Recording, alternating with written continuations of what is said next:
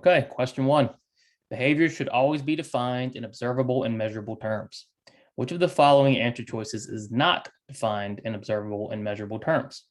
Okay, so one of the most important skills for an RBT to have, for a BCBA to have, for anybody working in behavior to have, is the ability to look at a behavior and define it in observable and measurable terms. We have to be able to see it, we have to be able to measure it, and this has to be able to be measured and seen repeatedly. Okay, so we want to go by what we're actually seeing, right, without adding anything else. Not what we think happened, not our opinion on what happened, just what we saw. So the question here is asking, what of these choices is not in observable and measurable terms? So we want to be very careful about these not questions, right? We're looking for the answer that isn't observable and measurable, right? That means 3 of these answer choices will be observable and measurable, only 1 won't. So we're trying to find that 1. So A, the client crawls under the table as soon as mom asks him to take a shower. Is this observable? Yes. We can observe mom asking him to take a shower and the client crawling under the table. Can we measure that? Sure, I can measure latency between the question, right? I can measure duration under the table, on and on. All of these things we can observe, we can measure, and we can see it happen again and again, exactly like we described. So A is observable and measurable, therefore it is not our choice. B, the client will pick up and throw items within reach in response to being asked to clean up his room. Again, same thing as A, we can see it, we can measure it. If it happens again, we can see the same thing and measure the same thing again, okay? Very clear, there's no opinion, there's no feelings, right? It's just exactly what's happening. Okay, so B is good as well. What about C? The client will put his head on the table and refuse to work when frustrated. Okay, what's the problem here? This one should jump out to you immediately, especially if you've been studying with me. This should be a red flag and you know this is not the right answer. Why? Well, that word frustrated. Can we observe frustration? And maybe some people say they can, right? Like you can see when somebody's frustrated, but what are we really doing there, right? We're really attributing what we're seeing. We're kind of reflecting what we think is happening onto somebody. Okay, what we're seeing as frustration. It could be boredom. It could be anger. It could be sadness. It could be just not wanting to work. It could be a million different emotions and feelings and thoughts. Okay, which is why we don't observe and measure them, because there's no way to be sure we're actually looking at frustration. So the problem is, if the client puts his head on the table next time, are we going to say it's because of frustration, or why did it happen? Okay, so we need to replace frustration, right, with what happened in the environment that we can see and observe. Okay, so C is wrong, but we always want to read all of our answer choices. So D, the client will respond to gestural prompts when asked to put their trash in a trash can. Yeah, it's a really good one, because we can definitely see the SD being given, put the trash in a trash can, the gestural prompt being given, and if the client responds or not. So D is very good. So our answer choice here is C. So today, as you go through the questions, I want you to try to think about what task list item is the question asking about. This is going to make the questions easier, because remember, the entire test is based on our task list. There's not a single question on the exam that doesn't come straight from the task list. So if you know that task list, it's going to really help you with these questions. So think about it. So example, this question, the task list item is define behaviors in observable and measurable terms. So try that exercise and see if that helps today. All right, question 2, graphing question. Remember, don't panic. What do we say? Graphing questions are easy. Graphing questions are straightforward. Graphing questions are simple, okay? We want to get our graphing questions correct. So how would you describe the variability of data points 4, 5, 6, and 7? Okay, so what is variability? Well, technically, variability is the distance from the mean of our data points. Okay, so if we have a mean of 4, how far away is the highest data point? How far away is the lowest data point? Okay, so our mean here, right? If we're looking at 4, 5, 6, and 7, right? We have 5, 8, 2, and 7. Even if we don't do that, okay, if our mean is around 4, right? Well, we have an 8, which is 4 points away. We have 2, which is 2 points away. Okay, so that's pretty far apart, right? That's 6 total data points apart from each other. But even if we don't look at that, if we just visually analyze this, what do you think about the variability of this? Do you think it's high or low? We're just looking at it. It looks pretty high, right? We go from 5 to 8 down to 2 and then to 3. Okay. Seems pretty high. So in ABA, we're always using visual analysis when looking at graphs. Okay. And any graphing question you get with the graph is going to be this straightforward. So how would you describe this? Low variability, high variability, stable, or increasing? Well, we don't describe variability as increasing, right? So D is out. It's definitely not stable. Okay. Is it low or high? I would say it's high, right? It's pretty high. Our highest point is 8, lowest is 2. It's a very big distance apart from each other. Okay. So based on our visual analysis, the variability of data points 4, 5, 6, and 7 would be high. Remember, don't panic on graphing questions. Okay. Visual analysis is sometimes subjective, but on the exam, it won't be. Okay. They're going to make it very clear what the answer choice should be. Okay. They're not trying to trick you. Which of the following answer choices would not be a way that an RBT would assist with assessment procedures? Okay, again, not question, right? I put a couple in these, right? Because as I was going through some students last week, they weren't reading the answer choices or they weren't reading the question carefully, okay? And they were missing that not, and that makes the question nearly impossible because now you have 3 answer choices that could be right, okay? Read the question carefully. You have plenty of time. Okay, don't miss any important details. So in this question, which of the answer choices would not be a way an RBT would assist with assessment procedures? So think about the RBT's role. What do you do as an RBT? What is your job description? What are your duties? Okay, and how do you help with assessment procedures?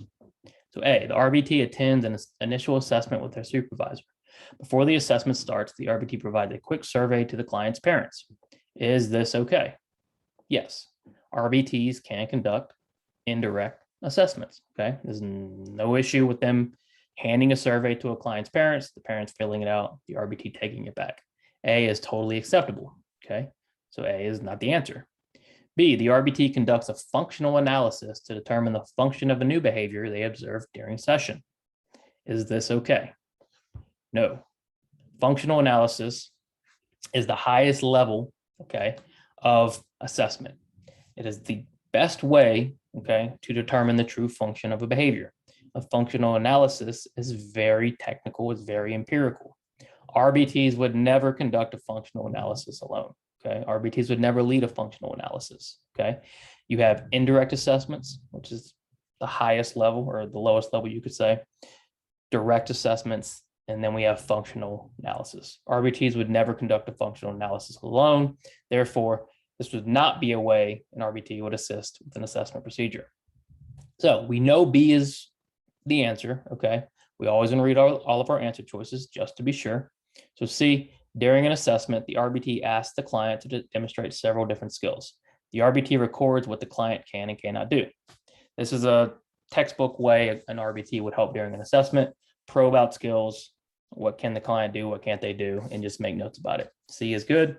D, an RBT conducts a preference assessment with their client on the first day of session. Again, textbook, what the RBTs would do, what you do as an RBT all the time, conduct these preference assessments, figure out what they do, or what they do and do not like, in order to hopefully identify possible reinforcers. So the answer here is B. The RBT conducts a functional analysis to determine the function of a new behavior they observed during session. A mother is going through her refrigerator and kitchen with her 7-year-old son. They're throwing away any expired or spoiled food. As the mom goes through each item, she asks her son, is it good or bad? If he answers correctly, she gives him an M&M as a reinforcement. What type of training is the mom conducting? All right, pretty easy question, okay? What is the mom doing? What is the mom, just start there. What is the mom doing? Well, she's teaching her son to identify good food and bad food, right? What's spoiled, what's expired, can we keep it, can we not? So if we're trying to distinguish, okay, between two things, right? Determine the difference, determine how they're like, what they're not alike, right? What are we doing? Okay, what is that term? Is it task chaining? No, we're not teaching a task chain, right? We're not teaching steps to a task, okay? We're just teaching, is this item good? Is it bad, right? What's the difference? What about token training? Are we using tokens in this scenario? No, she's giving him the M&M. He doesn't have to earn an amount of tokens to get the M&M. He's just getting the M&M, okay? So there are no tokens involved. Discrimination training. Yes, right? This is a good example of discrimination training. When we think about discrimination training, typically we think about basic skills, colors, shapes, and animals and things like that, right? But discrimination training exists everywhere, right? We're always trying to determine the difference between things, right? And we're discriminating between items, okay? We're teaching the client here, the mother's teaching her client or her son here how to discriminate between good and bad items, okay? This is a very important skill, right? When the client goes on to, or his son goes on to live by himself, he needs to know how to distinguish or discriminate between good and bad items on his own, okay? So when he gets it correctly, mom reinforces. When he doesn't, she doesn't reinforce. So she is teaching him how to discriminate between good and bad items, what to throw away and what to keep. D, generalization training. No, because this is the training environment. Okay, generalization would be taking the son to his grandma's house and having him go through the items there, seeing if he can discriminate outside of the learning environment. But that's not what is going on here. Mom is simply teaching him discrimination within inside the kitchen. Our answer is C. Greg walks with his 17-year-old client to the sushi restaurant down the street once a week. While at the restaurant, Greg goes through the menu with his client and explains to his client how to place an order. When the waitress arrives, she asks the client what they would like to eat. The client doesn't say anything, so Greg asks his client, "What did you want to order?" The client then tells the waitress's order.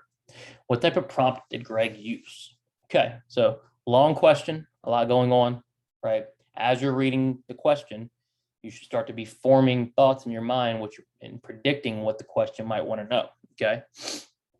So this could have gone a million different directions, right? Generalization, man training, functional communication. But what did the question ask? The question asked about the type of prompt Greg used, okay?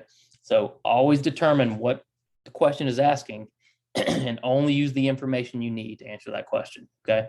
Doesn't really matter that Greg is client is 17 years old. No, it's irrelevant, okay? Doesn't matter that Greg goes through the menu with his client.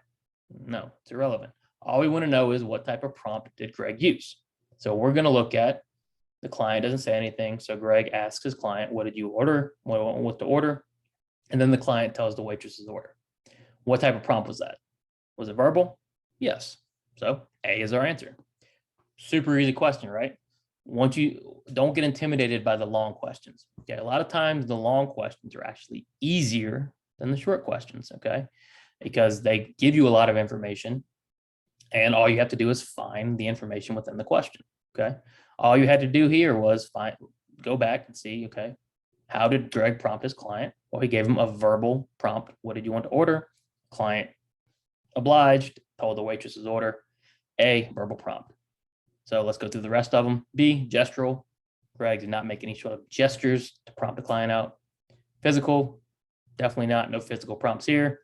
Modeling, no. Modeling would have been Greg ordering his food first, right, to demonstrate.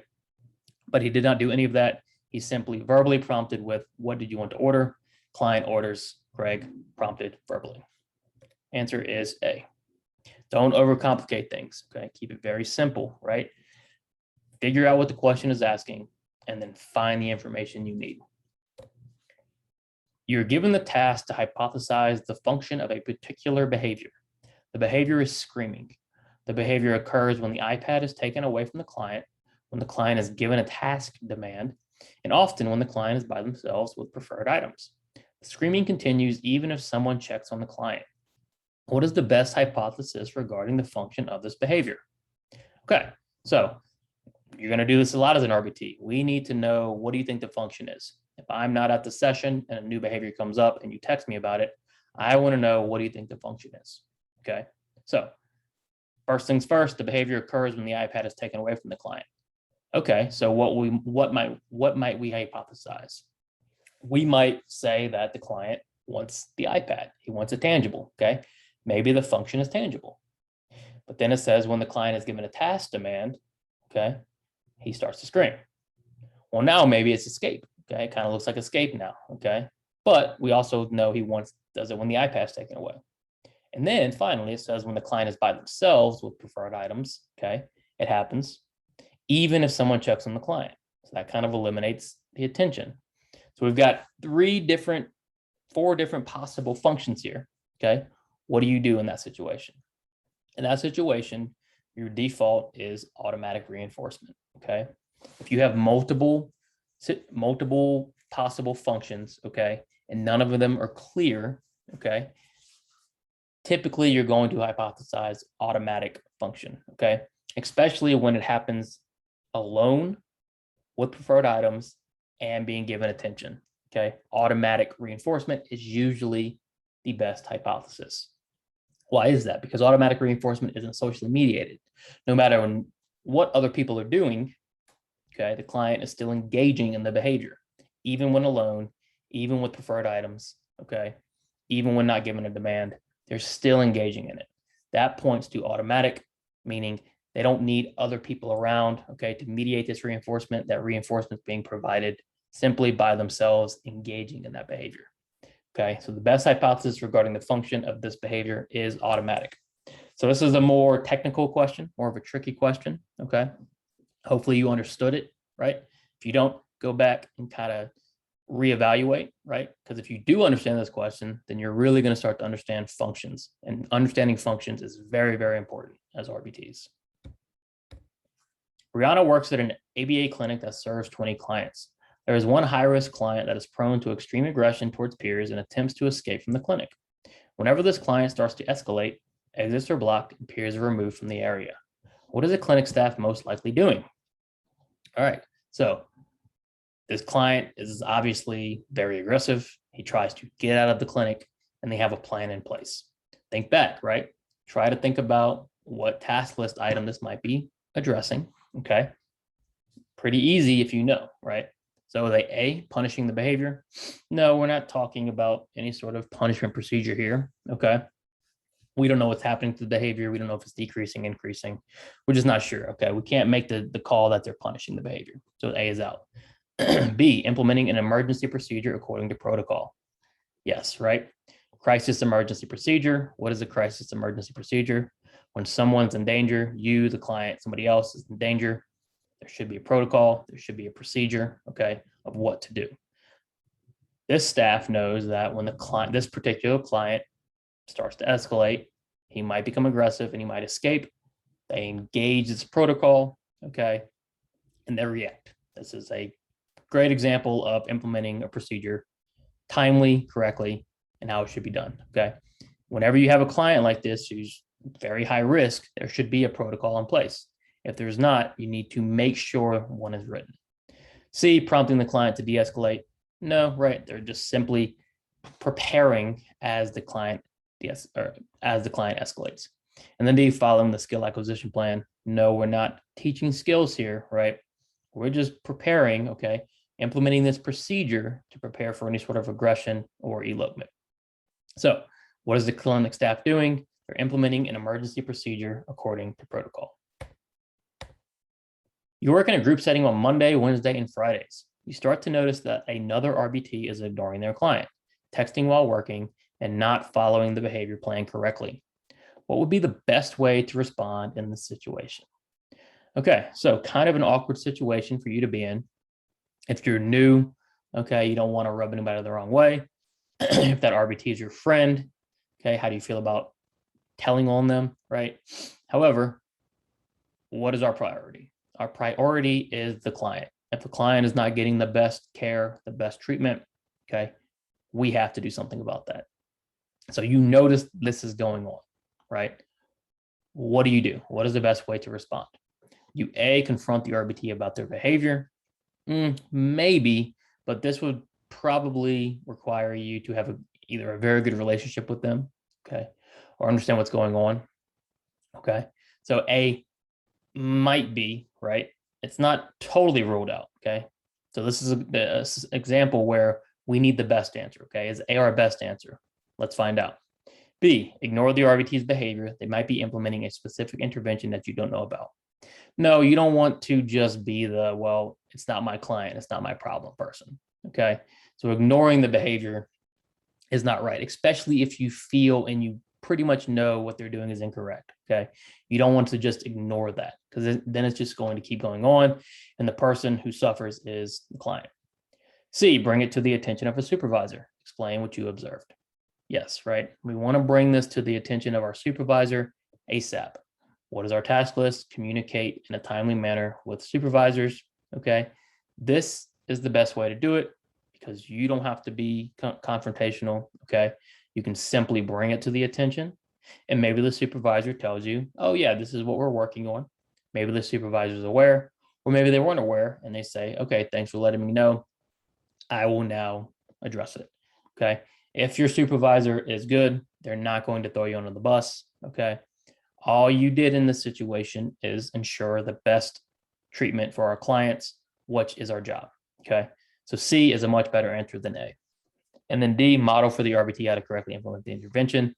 Well, no, because one, you don't know what the correct intervention is. Two, you shouldn't just go over them there and start telling them how to teach or engage with their client, okay? It's not your job necessarily, okay? So the best answer here, the best way to respond in this situation is communicate, communicate, communicate, bring it to the attention of the supervisor and explain what you observed. RBTs must renew their license annually. This requires redoing the competency assessment, submitting documents online, and paying the required fee. Who is responsible for ensuring the RBT renews their license on time? Okay, this comes up all the time. RBTs forgetting to renew their license, okay? If you don't have a license, if you're not up to date, you can't practice, okay? Whose responsibility is it to redo the competency, submit the documents, pay the fee? Is it the supervisors, the clinical directors of the boards? No, right? The RBT supervisor, depending on the size of the company, has a lot going on, okay? This is not their responsibility to get you renewed. Neither is the clinical director, and it's definitely not the board, okay? The board sometimes will send an email, sometimes won't. You can't rely on the board for this. So that makes it whose responsibility? Yours, right? The RBT. The RBT is responsible for this, okay? No ifs, ands, or buts, right? When you know it's coming up, you need to get your competency done. You need to submit your documents, and you need to get the fee in, okay? Finally, Joanne's client loves walking to the park in her neighborhood. As Joanne and the client walk, Joanne points at different animals and plants and asks the client to name them. Whenever they see a street sign, Joanne asks the client what the sign says and what you are supposed to do when you see that sign. If they see someone outside, Joanne asks the client, what would you say? What type of teaching is Joanne doing? Okay, so I think this question is pretty easy, pretty straightforward. Okay, what are we doing here? Joanne is just casually walking and, hey, what kind of tree is that? Or what kind of bird is that? What kind of animal is that? You know, they see a person on the sidewalk, said, okay, what can you say? You say hi, right? Explaining strangers, seeing a street sign, so many different chances for teaching, okay? Is Joanna contriving any of this, right? Is she at a table, you know, is any of this planned, or is Joanne just taking advantage of what presents as they're walking? Well, she's just taking advantage of what happens as they walk, right? What type of teaching is that? Is it incidental? Yes. What's another word for incidental? Naturalistic, right? This is simply naturalistic teaching, NET, incidental teaching, okay? Joanne is using everything that's happening in the environment to teach these skills, okay, in an uncontrived, natural way. It's obviously not discrete trial teaching, okay, because there's no clear beginning, middle, and end, right? Direct instruction and precision teaching are two types of teaching, okay, but RBTs do not need to know these two types. So the answer here is Joanne is teaching incidentally, using what's happening and occurring naturally in the environment, okay, to teach her client. All right, well, I hope you did okay on those. If you didn't, go back through the task list, review the study guide, come back, try again. Remember, it's not how quickly you pass, okay? It's just important that you pass. So take your time, okay? Work on it as needed, work hard, study hard. It'll pay off eventually, okay? And once it does, it's gonna be a great feeling, right? So Keep putting the work in. Email me with any questions. Leave a comment below, any questions. Like, subscribe, helps me out. Other than that, keep working hard, and I'll see you soon.